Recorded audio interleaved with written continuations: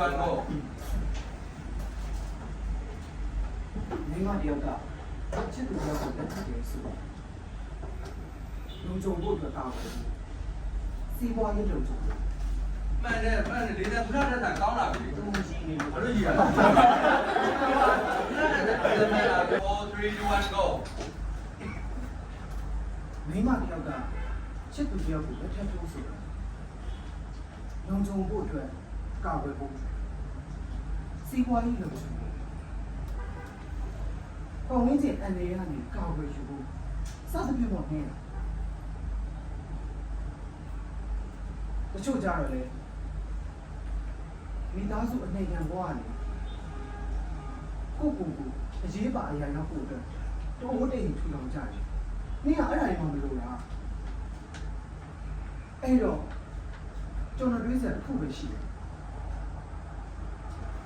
အဲ့တော့မောက်ကြည့်ပါ ။ဆက်ကျွေးလိုက်စီ။ရိုက်လိုက်ပါ။ကျွန်တော်ရိုက်လိုက်စမ်းပါ တို့စနေတကြဆော်လာလိုက်တာ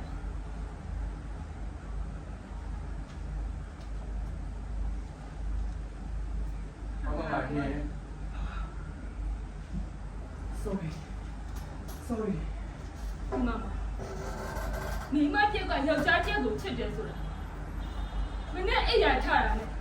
ကိုချစ်သူရဲ့မျက်နှာပထမအဆုံးမြင်နေတာကိုချစ်သူရဲ့လူအတ္တမြအရာအလုံးအသေးခွက်လေးကစကိုယ်တိုင်ပြုစုပေးနေတာတဘောကကိုချစ်သူနဲ့အတူတူအသက်ရှင်ခွင့်ရမယ်ဆိုရင်လုံခြုံမှုပြည့်စုံမှုအဲ့ဒါတွေကိုခံစားရတာမဟုတ်ချစ်သူကပြုစုလေးဆိုတာကျုပ်တယောက်ကတခင်တယောက်ကိုပြုစုတယ်မျိုးပြုစုတာမဟုတ်ဘူးမမိမိကတောင်းအမယူရတယ်မျိုးယူရတာအဲ့လိုမျိုးယူရတာမအဲ့ဒါ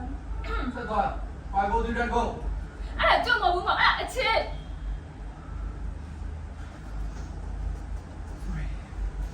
ကျွန်တော်ရမ်းရဲသွားတယ်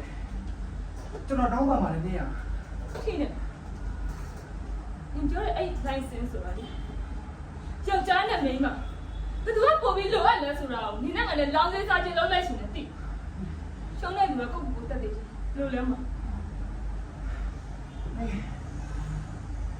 နေနဲ့ကျွန်တော်ရဲ့အတွေးကြရင်းနှီးမှုတွေကြောင့်ကျွန်တော်အထင်မှားသွားခဲ့တာပါနေရဲ့ကျွန်တော်ပြောခဲ့တဲ့စကားတွေကိုကျွန်တော်ပြန်ရုံသိမ်းတယ်ကျွန်တော်တောင်းပန်ပါတယ်နေရဲ့ကျွန်တော်တောင်းပန်ပါတယ်မိမကျင်တယ်လေနေစိတ်ဆိုးရင်